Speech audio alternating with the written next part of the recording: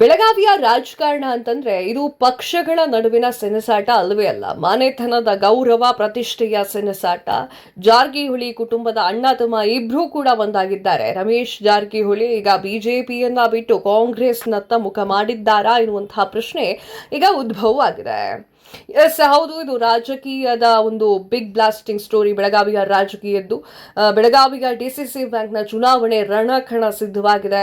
ಜಾರಕಿಹೊಳಿ ಹಾಗೂ ಸವದಿ ಬಣದ ನಡುವೆ ಹೋರಾಟ ಶುರುವಾಗಿದೆ. ಘಟಾನುಘಟಿ ನಾಯಕರ ಸೆಣಸಾಟದಲ್ಲಿ ಒಂದು ನಿಗೂಢ ರಹಸ್ಯ ಅಡಗಿದೆಯಾ ಅನ್ನುವಂತಹ ಪ್ರಶ್ನೆ ಈಗ ಮೂಡಿದೆ. ಬೆಳಗಾವಿಯಲ್ಲಿ ಬದಲಾಗ್ತಾ ಇದೆ ರಾಜಕೀಯ ಲೆಕ್ಕಾಚಾರ. ಕುಂದಾನಗರಿ ರಾಜಕೀಯದಲ್ಲಿ ಕೊತ ಅಂತ ಕುದಿತಾ ಇದೆ. ಒಂದು ಕಡೆ ಜಾರಕಿಹೊಳಿ ಬ್ರದರ್ಸ್, ಇನ್ನೊಂದು ಕಡೆ ಸವದಿ ಕತ್ತಿ. ಯಾರು ಬಿಜೆಪಿ, ಯಾರು ಕಾಂಗ್ರೆಸ್? ಸಹಕಾರಿ ಚುನಾವಣೆಗಾಗಿ ಪಕ್ಷವನ್ನೇ ಮರೆತು ನಾಯಕರೆಲ್ಲರೂ ಕೂಡ ಒಂದಾಗಿದ್ದಾರೆ. ಏನಿದು ಮರ್ಮ? ಪಕ್ಷ ಬದಲಾವಣೆಯನ್ನ ಮಾಡ್ತಾರ ನಾಯಕರು ಎನ್ನುವಂತಹ ಪ್ರಶ್ನೆ ಕೂಡ ಎದುರಾಗಿ. ನಾ ಆಗ್ಲೇ ಹೇಳ್ತಾ ಇದ್ದೆ, ಬಿಜೆಪಿ ರಮೇಶ್ ಜಾರಕಿಹೊಳಿ ಮತ್ತು ಕಾಂಗ್ರೆಸ್ನ ಸತೀಶ್ ಜಾರಕಿಹೊಳಿ ಇಬ್ರು ಕೂಡ ಒಂದಾಗಿದ್ದಾರೆ. ಅಣ್ಣನನ್ನ ಕಾಂಗ್ರೆಸ್ನತ್ತ ಕರೆತರಲಿಕ್ಕೆ ಸತೀಶ್ ಜಾರಕಿಹೊಳಿ ಶತಾಯಗತಾಯವನ್ನ ಪ್ರಯತ್ನ ಮಾಡ್ತಾ ಇದ್ದಾರೆ ಎನ್ನುವಂತಹ ಪ್ರಶ್ನೆ ಈಗ ಮೂಡಿದೆ. ಅಥವಾ ತಮ್ಮನನ್ನೇ ಬಿಜೆಪಿಗೆ ಸೆಳಿತಾರ ರಮೇಶ್ ಜಾರಕಿಹೊಳಿ ಅಂತ ಹೇಳಿ ಡೌಟ್ ಇದೆ. ಸತೀಶ್ ಜಾರಕಿಹೊಳಿ ಬಿಜೆಪಿಗೆ ಬರೋದು, ಬಟ್ ರಮೇಶ್ ಜಾರಕಿಹೊಳಿ ಹೋಗ್ಬೋದು ಕಾಂಗ್ರೆಸ್ಗೆ.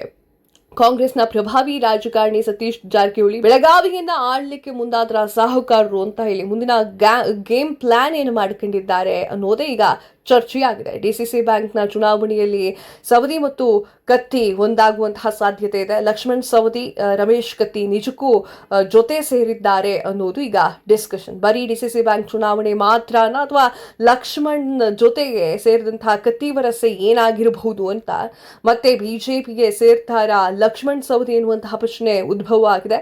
ಸಹಕಾರಿ ಚುನಾವಣೆಯಿಂದ ಪಕ್ಷ ಬದಲಾವಣೆ ಆಗುವಂತಹ ಸಾಧ್ಯತೆ ಇದೆನಾ ಅಂತ ಅಲ್ಲದ ಮನಸ್ಸಿನಲ್ಲಿ ಕಾಂಗ್ರೆಸ್ನಲ್ಲಿ ಇದ್ದಾರ ಸವದಿ ಎನ್ನುವಂತಹ ಪ್ರಶ್ನೆ ಉದ್ಭವ ಆಗಿದೆ. ಇಷ್ಟು ದಿನ ಸರಿಯಾದ ಬೆಂಬಲಕ್ಕೆ ಕಾಯ್ತಾ ಇದ್ರಾ ಎನ್ನುವಂಥದ್ದು.